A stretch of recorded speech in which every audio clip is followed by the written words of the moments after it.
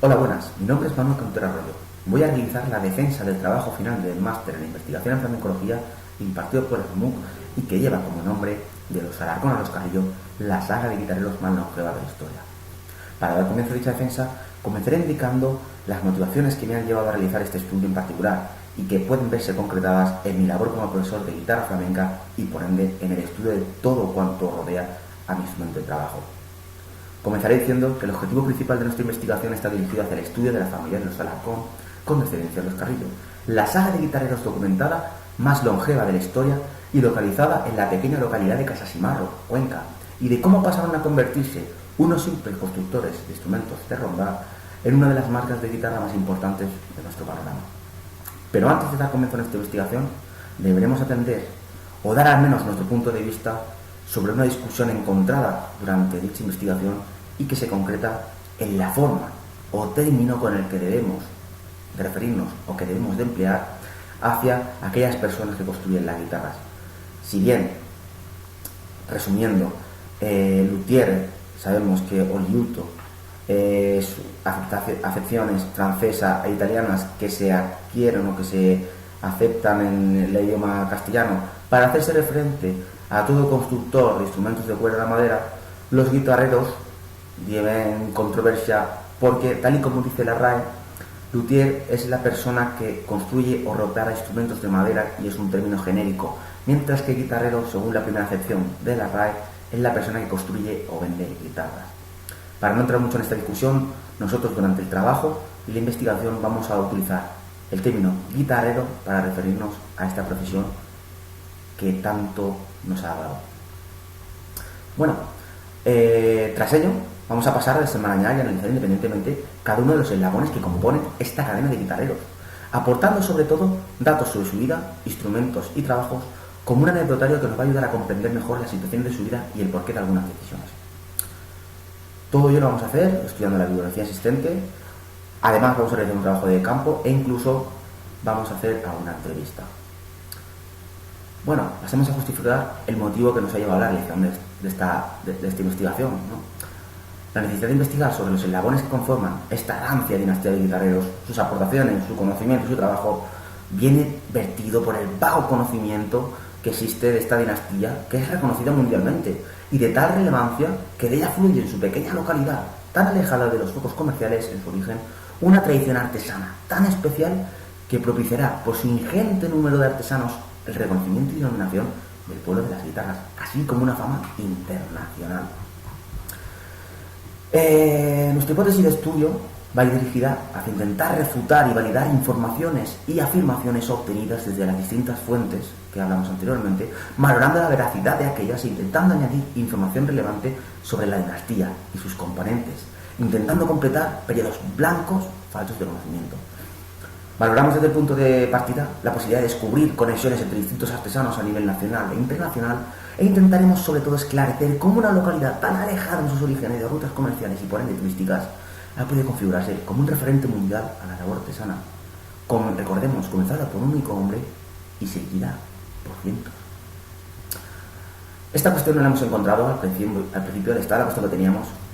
Las noticias e informaciones que existían de la dinastía se encontraron prácticamente concretadas en un único documento, un libro publicado en el 2005 por el poeta y flamencólogo natural de la localidad de Casasimarro, Luis Leal Pinar, y que lleva como nombre Los guitarreros de Casasimarro hacen cantar la guitarra, historia de una artesanía convertida en arte.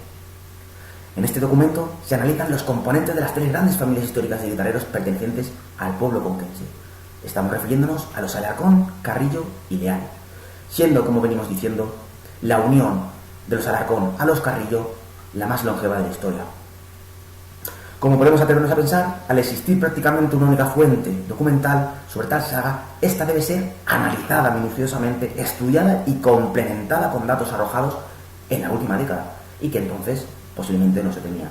Datos que hemos encontrado como la aparición de documentación creída perdida o, lo que es más importante, de instrumentos redescubiertos y que arrojan una información cuanto menos sorprendente sobre el comercio, trabajo y calidad de los mismos en diferentes momentos históricos. Por tanto, nuestra investigación va a estructurarse en tres grandes bloques, más bien dicho, en dos y uno un poco más pequeño. El primero, más pequeño, irá referido hacia la definición de ese concepto de guitarrero frente al luthier, y los otros dos grandes bloques, obviamente, cada uno perteneciente a una de las familias, a los Alarcón y después a los Carrillo. Como metodología amplia de nuestro estudio, esta va a dividirse en dos vertientes diferenciadas según el momento y la parte de investigación en la que nos encontremos, y que van a confluir en uno de los apartados teniendo el siguiente resultado.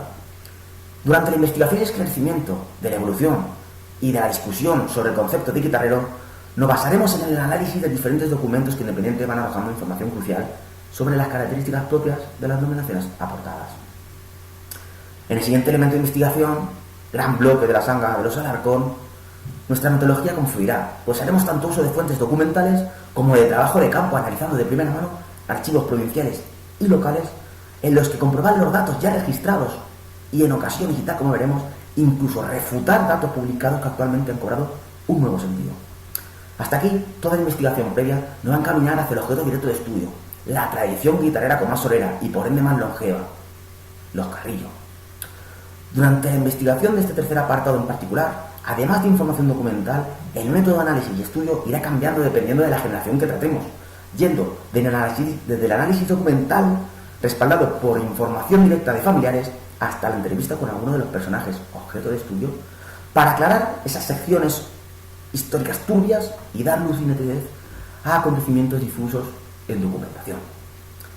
Además, incluido en uno de los puntos de tratamiento, vamos a tratar en este segundo gran bloque el problema que tiene actualmente todo el mundo de la guitarrería, que no es otro que la prohibición o restricción alrededor de toda la gama de albergias que afecta profundamente a la compraventa de dichas maderas.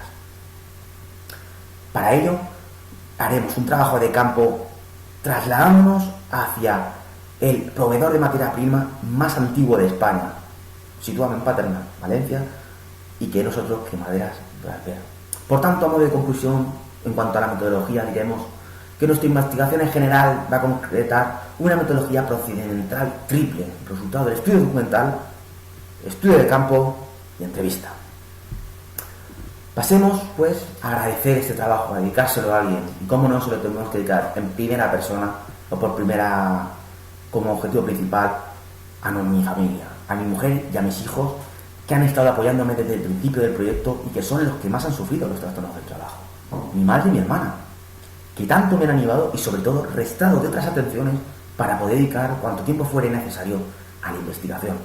A mi padre Manuel, que allá donde esté es la persona que me introdujo en el mundo del flamenco y que me hizo sentir esto por este bello arte. Pero además de la familia, hay que agradecer a otra gente que ha puesto granitos de arena para la construcción de dicho trabajo. Esa gente no son otras que el personal de Maderas Bradper, que me acogió, me enseñó y me mostró todo cuanto sabían de las maderas y de la materia prima. Al Ayuntamiento de Casasimarro, que me dejó acceder tanto a los legajos e informaciones como los archivos para poder comprobar de primera mano esa veracidad de los documentos descritos en el libro de Leal Pinar. También a la gente de Casasimarro, que me iban contando, me iban narrando un poco la historia de esta familia, y cómo no, dentro de esta gente, Vicente Carrillo Casas, último eslabón de esta rancia dinastía de guitarreros, y que no solamente me acogió sin conocerme, porque no me conocía, no solamente me acogió como alguien amigable, como alguno de sus amigos, sino que me enseñó las entrañas de su obrador, me contó secretos y puso en mis manos para poder analizar instrumentos, como digo, que se sentían descatalogados. Y para concluir con el agradecimiento, no puedo dejar de pensar en, para mí, ese gran mito, esa gran persona, ese gran flamencólogo, Guillermo Castro Buendía, mi tutor, y un honor de tenerlo, porque ha respondido a cuantas cuestiones planteaba, y no eran pocas, y sobre todo me ha dado una lección magistral de cómo distribuir un trabajo y cómo realizarlo. A todos ellos y a todas y cada una de las personas que han tenido algo que ver o han aportado algo en esta investigación, solamente puedo decirle gracias. Bueno, en cuanto a problemas, ¿qué puedo decir? No hemos tenido sensación de tener excesos problemas. Puede ser porque los pasos a seguir fueron planteados con anterioridad, analizando los tiempos, citas con protagonistas previas y tiempo suficiente para analizar la información. Es verdad de que hemos tenido un guión, hemos ido a entrevistar con todos los datos, porque, por ejemplo, cuando hicimos la entrevista de Vicente Carrillo Casas, una persona que tiene una agenda tremendamente brutal, nosotros fuimos con un cuestionario con todas las preguntas que debían ser respondidas, porque sabíamos que a lo mejor era esa la única posibilidad de poder entrevistarnos con él.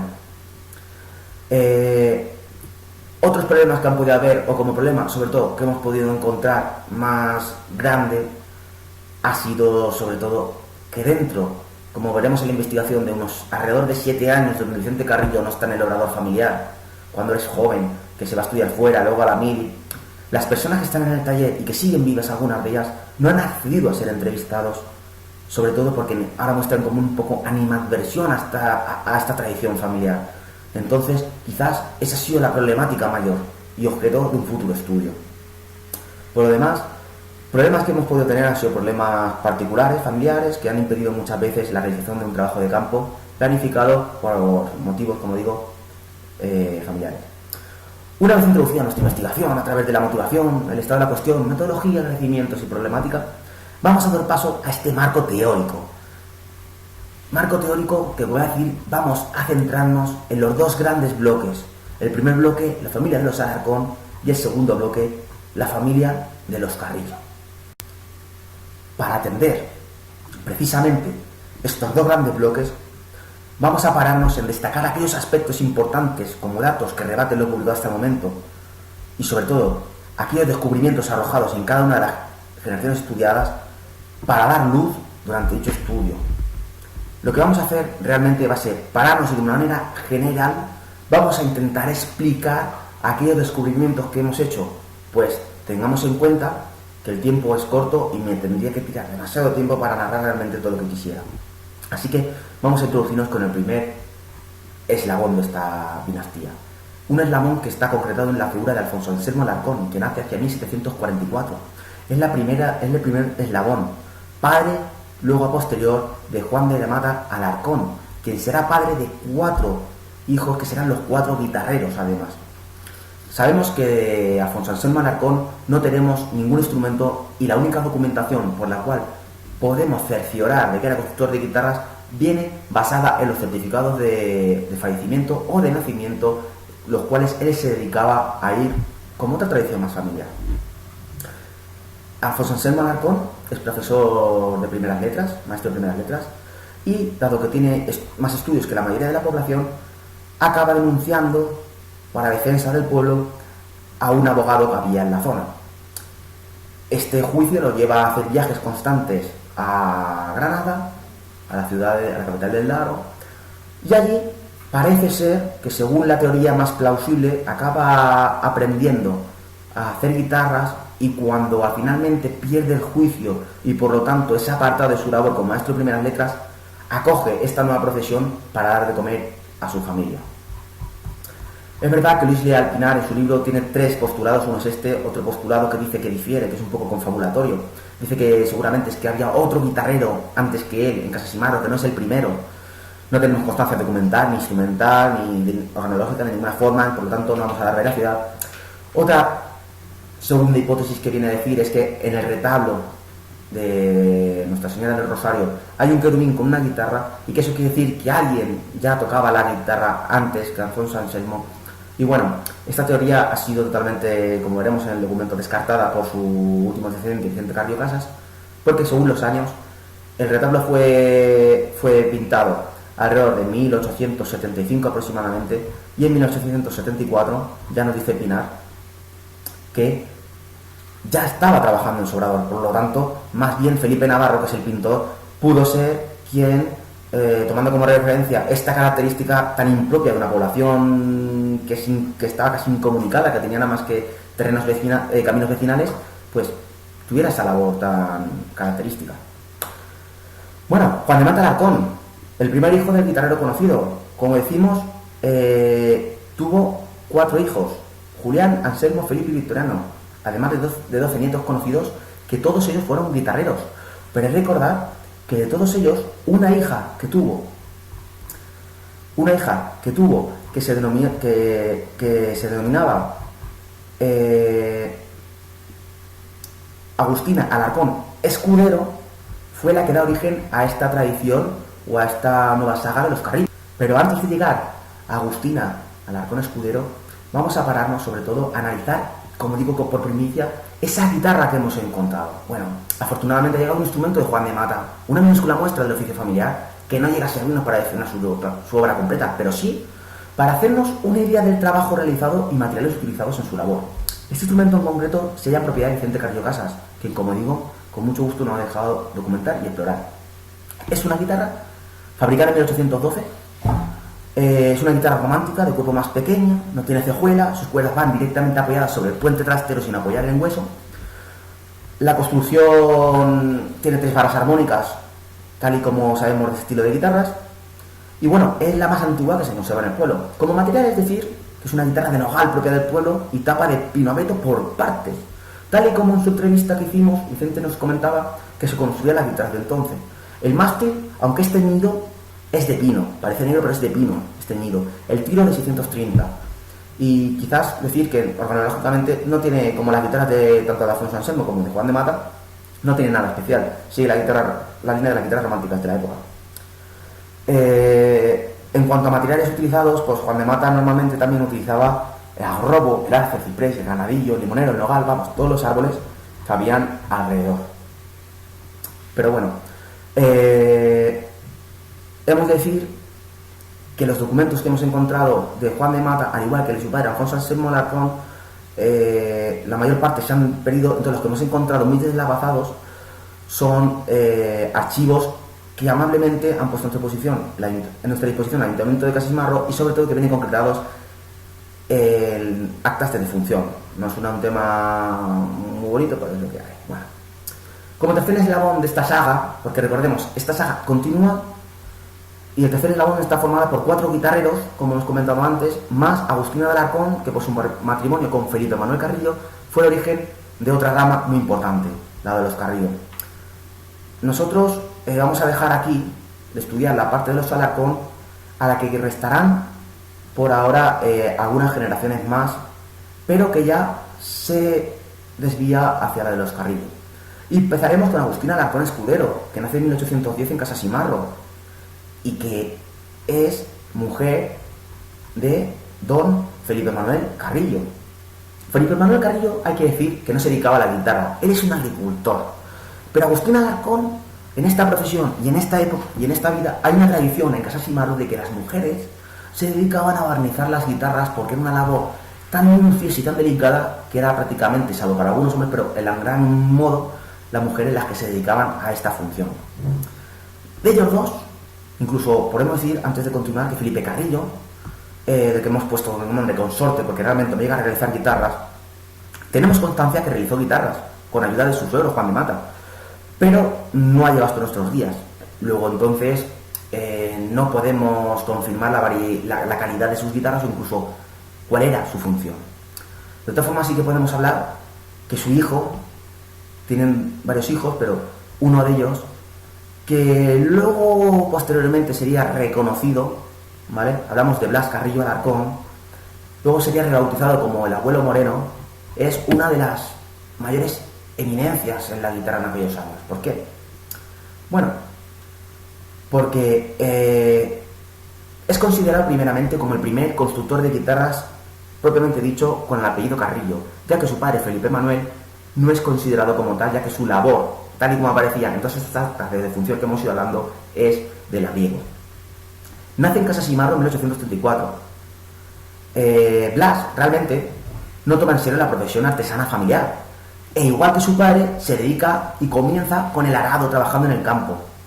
Hemos de recordar que en aquellos años Blas debería ayudar en su casa con el trabajo familiar. Era la agricultura el trabajo por parte paterna. Pero aunque desde muy joven se dedica a la agricultura como mozo de mulas, hay que ver que Blas pronto, como ese veneno que tiene en la sangre por parte guitarrera de su madre, acaba intentando aprender. Ya que es cuando llegamos a la zona curiosa, porque encontramos otra controversia. Luis Real dice que Blas, en su intento por aprender, era su primo quien no le dejaba aprender.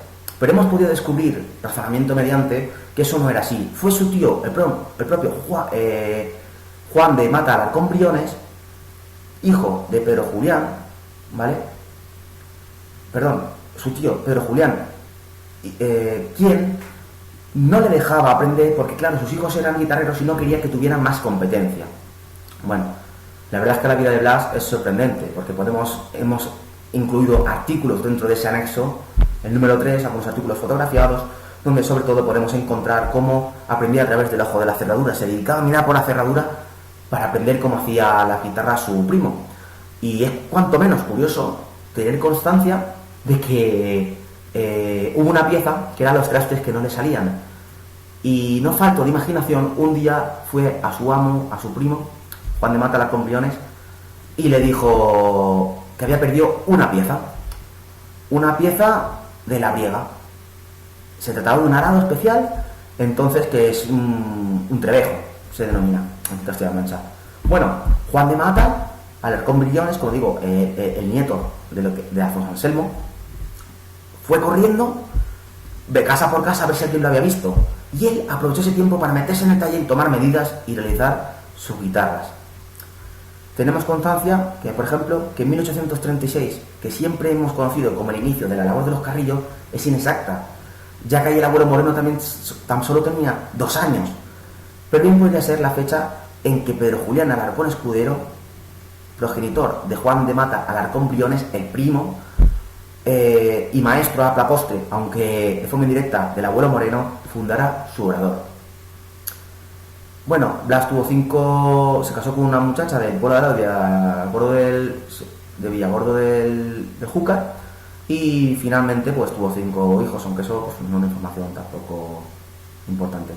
Tenemos constancia de que en 1871 Blas Carrillo no era considerado aún en los actas de defunción como constructor de guitarras, sino que era labriego. Pero ya en 1902, a partir de entonces, todas las actas de defunción ya sí que ponen que era de profesión guitarrero. La fama de buen guitarrero de Blas Carrillo traspasa las fronteras locales, ya que hasta aparece en el libro de guitarreros de Domingo Marçal, en la página 361.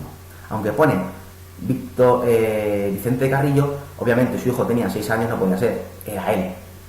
En cuanto al trabajo, hemos podido tener acceso a una guitarra que, como curiosidad, decir que lo interesante de la guitarra es el material, pues está hecha de palo santo de río. Este descubrimiento va a hacernos cuestionarnos una serie de preguntas como ¿cómo llega ese material al pueblo? Porque en aquellos años, como digo, había nada más caminos vecinales. ¿Existe una red de comercio no visible que permitía la comercialización nacional del instrumento? ¿O puede ser que alguna guitarra o que puede ser que, al ser una guitarra de su última época y parece ser realizada con su hijo Vicente Carrillo López, el comercio fuera más fluido? Bueno, es una cuestión que dejaremos para otros momentos. Decir, bueno, que el abuelo Moreno no realizaba instrumentos de primera calidad, porque no utilizaba, realizaba instrumentos de primera calidad, también utilizaba instrumentos tradicionales y realizaba instrumentos, pues, de rondar, para seguir con la tradición. La fama profesionalmente de Blas le llega, además de por ser muy buena persona y un vecino encomiable, por extender el mercado, pues han encontrado guitarras tanto en Argentina como en Filipinas. Fallece Blas en febrero de 1919, tal y como podemos comprobar en el acta de su defunción. Bueno, llegamos a su hijo Vicente Carrillo López, guitarrero famoso, padre de Vicente Carrillo Cantos y abuelo de Vicente Carrillo Casas. Lo hemos denominado guitarrero de los Reyes, ¿por qué? Bueno, ahora comentamos. Nace Vicente Carrillo López el 21 de octubre del 81. Se forma en el taller, obviamente, de su padre. Pero bueno, aquí tenemos otro descubrimiento. Bueno, contamos las 2 historias rápidamente. La primera historia viene de su estancia en una feria de Sevilla en 1929, en la Feria Nacional de Sevilla, como digo. Allí Victoria Eugenia de Battenberg, esposa de Alfonso XIII, con un grupo bien numeroso de guardianes, decide ir viendo todos los puestecillos, y al llegar al puesto donde estaban las guitarras de este Vicente Carrillo López, le encanta una que era modelo señorita, que son más estrechas, llenas de nácar y adornos. Rápidamente pasa a preguntar cuál era el precio de este instrumento y él dice que no está en venta. Bueno, parece ser, según Tomás Leal, que lo que le dice realmente es: Majestad, acepte este regalo de don mi guitarrero. La noticia corre por toda Sevilla y vende todos los instrumentos. Bueno, cuánta historia no es menos cierta, es bastante errónea. Porque hemos podido comprobar, además, con un diario de aquí, Cuenca, ¿vale?, que tiene ya 77 años, pues el artículo más o menos es de 1958, nos dice de que esa no es real. La realidad viene con que efectivamente la reina va a los puestos, encuentra el puesto del artesano, le pregunta lo mismo, pero el artesano le contesta: la guitarra no está en venta. Al parar y ir a comer el artesano, cuando vuelve se encuentra que habían desaparecido todas sus guitarras. Según parece ser, obviamente recordemos que esta historia está en un periódico, un artículo publicado durante el franquismo, y quieras que no, pues no estaba permitido hablar de segundos tonos, pues parece ser que fue los consortes de la reina Victoria Eugenia quienes cogieron los instrumentos y se los quitaron para dar una lección. Y vaya si adquirió la lección, porque luego en el mismo artículo pone cómo Vicente Carrillo López realiza una guitarra para el hijo del caudillo y decide personalmente entregársela a las manos, como para decir: no me volverá a pasar, he aprendido la lección con las grandes autoridades. Bueno, Vicente Carrillo se codeó con los principales guitarreros del momento, como hemos podido ver con Domingo Esteso López o con incluso los Ramírez, ¿de acuerdo? Pero, como digo, lo más importante es esta anécdota. La siguiente generación viene por Vicente Carrillo Cantos y de su mujer Gabriela Casas. Vicente Carrillo Cantos, por su gran dedicación, es premiado como artesano, es premiado, como se dice, como artesano excepcional del Reino de España, y bueno, pues fallece antes de que le lleguen a dar el premio, ¿de acuerdo? Su mujer se encarga del taller. Hemos podido descubrir pues ahí dentro algunas cosas que, aunque arrendan el taller a Manufacturas Cuenca, que eran realmente Manufacturas Alhambra, estos dejan de pagar. Por lo tanto, en la misma época ellos deciden volverse a su casa a obrar guitarras para poder ganar y sacar adelante a sus dos hijos, tanto a Petri como a Vicente Carrillo Casas. Hemos de decir que durante esta época una parte de la producción la encarga Gabriela Casas a Prudencio Sáez, constructor de Valencia, y de Vicente Carrillo Cantos, del marido y del padre de Vicente Carrillo Casas. Lo que podremos decir es que gracias a su fama le encargan desde Estados Unidos la fabricación de un instrumento medieval que se llama dulcimer, y que gracias a él sale la familia adelante y su fabricación. Ya llegaríamos entonces al último eslabón, a Vicente Carrillo Casas, del cual obviamente no había casi información ninguna. Como destacar, obviamente, que aunque se dice que es autodidacta, tiene mucho de la Escuela de Madrid. Recordemos que es amigo de Ángel Benito Aguado y de José Romero, y también de la Escuela de Valencia, pues esa amistad con Prudencio Sáez y la familia Prudencio Sáez que sigue hasta hoy en día es encomiable. Decir, bueno, que sobre todo su evolución viene a través de una feria. Las Carrillos son famosos en las ferias, pues hay una feria que va a Estados Unidos, en la cual conoce a un tal Granados, Enrique Granados, quien le enseña una nueva forma, la forma latís de construir, basada en colocación romboidal del barretaje. Esto le hace evolucionar su instrumento y llegar al modelo Pasión Flamenco, una evolución alucinante. Decir que Vicente Carrillo Casas tiene varias crisis a lo largo de su vida. La primera fue la toma de decisión si seguir con la labor familiar. La segunda, podremos decir que fue junto a una sociedad, ya que en el 2000 es culpado, por decirlo así, involucrado y culpado en la operación Palo, la cual, como decimos, al estudiar las problemáticas con la madera, la operación Palo lo que viene a hacer es que tienes que tener un carnet de identidad, un CITIES, para cada producto ya exótico. Vicente Carrillo tenía muchas maderas de Palo Santo de Río, pues heredada de su familiar, y como no pudo demostrar que eran de su familiar y que eran antiguas, pues al final fue condenado y pagado, y tenido que pagar por dicha crisis. Bueno, más crisis. Tiene el colapso del capitalismo que todo el mundo hemos visto, la crisis de la construcción, y ahora, como digo, la crisis de la materia prima, porque todas las albergias están ya siendo restringidas, y ahora, pues, cuando llevan años acostumbrándose a trabajar con ciertas maderas, el tener que comenzar con otras nuevas es un caos. Pero al final, Vicente tuvo la suerte de que el pobre Paco de Lucía, a través de sus representantes, le encargara unos modelos de guitarras que lo sacaron adelante, y luego se llega a codear con los mayores guitarristas de la historia. La verdad, decir que en el trabajo hemos encontrado muchísima información y que no vamos a parar a comentar porque la tienen ustedes aquí para leer. En cuanto a dejar preguntas, bueno, vamos a dejar unas preguntas abiertas, sobre todo, ¿cómo va a seguir la saga de los Carrillo? Si es verdad que va a continuar con el hijo que tiene Vicente Carrillo, con el propio Vicente, no creemos porque no se habla, no tienen relación debido a que Vicente pues, ha divorciado en unas cuantas ocasiones. Pero bueno, puede continuar a través de su sobrino, Víctor Manuel. Víctor Manuel Lozano es constructor de guitarras también, ya está actualmente, ¿vale? Y por lo tanto hay muchas aún cuestiones por decir. Como conclusión decir que el trabajo me ha servido muchísimo para aprender mucho de lo que es el trabajo de campo y sobre todo para aprender a comprender cómo trabaja un constructor de guitarras y sobre todo lo duro que es su labor, porque son muchos los obstáculos que tienen que acabar saltando para dedicarse al amor de lo que les gusta. Así que simplemente espero que les haya gustado. Este es mi trabajo. Muchas gracias. Espero que les sirva.